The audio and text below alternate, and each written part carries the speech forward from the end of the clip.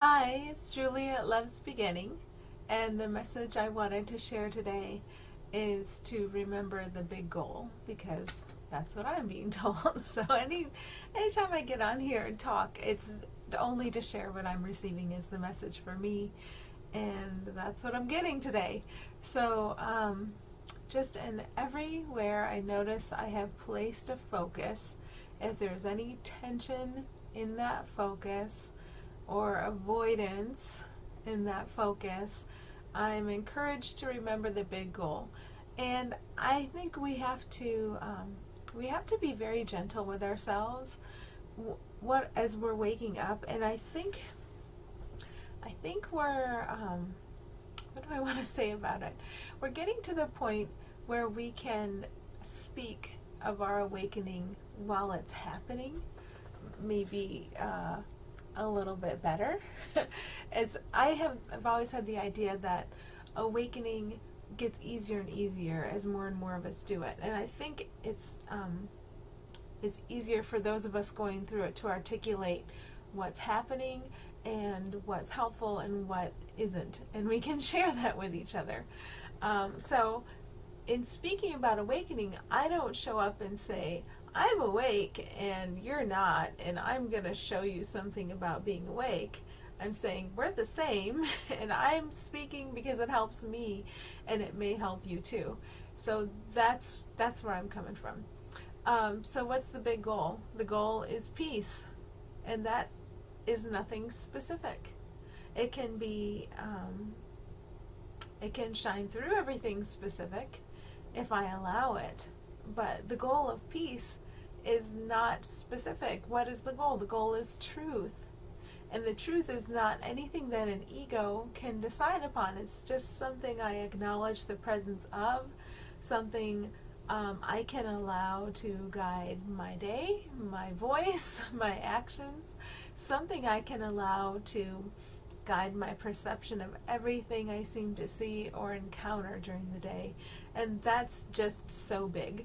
So as we're going through this process, I think we can feel so tired sometimes because we're finally experiencing how tired, how tiring our thinking is, and feeling it, allowing ourselves to feel it. That's a good thing. So, if we're napping or just feeling like we have no energy sometimes, I think that it's not wasted if we're realizing my thinking has brought me to this.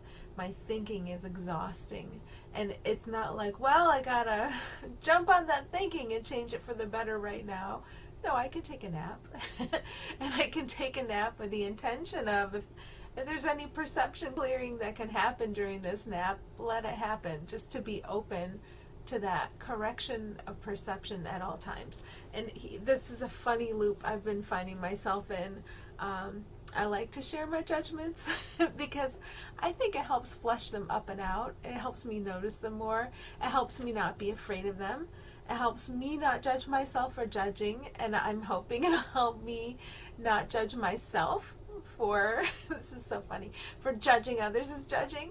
But a pet peeve I have experienced lately is when my perception is that somebody else is saying, here's where everybody else goes wrong.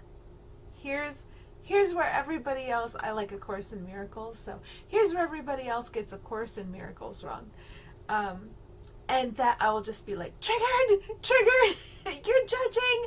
And that's the trigger. The trigger is, I think somebody else is judging some poor someone else. And so I'm being shown, I'm seeing that person or persons being judged, I'm seeing them as victims. I'm not seeing them as what they are. I'm not seeing them as strength itself. I'm not seeing the flow that can come through everyone and everything. I am pointing a finger. I'm isolating.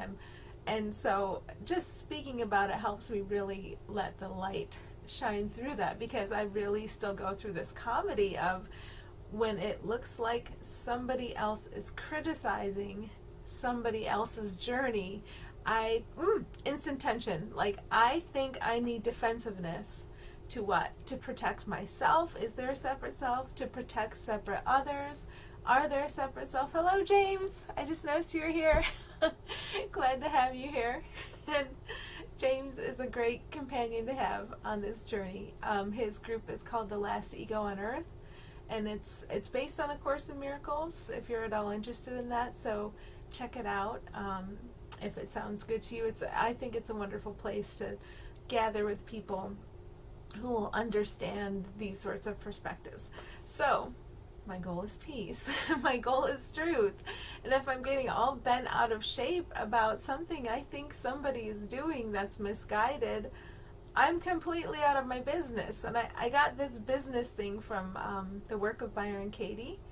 And, hey James, and I think it was so helpful to be taught about what's my business and what's not my business. And when I am caught up in judgment of somebody, I am definitely not in my business.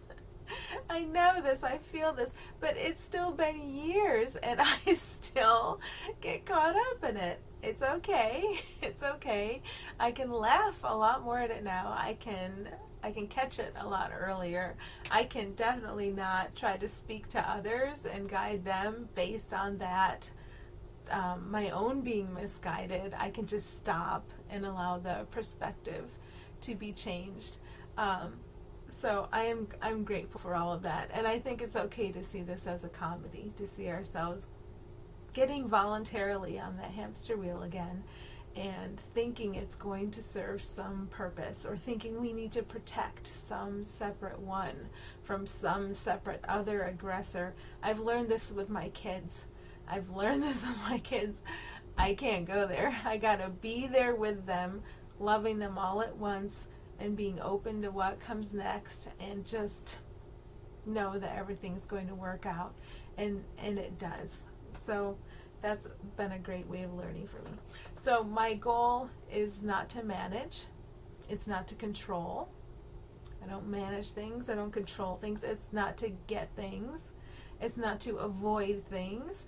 And those four things, manage, control, get, avoid, are usually the wild goose chases that the ego is sending me on. You've got to take care of this.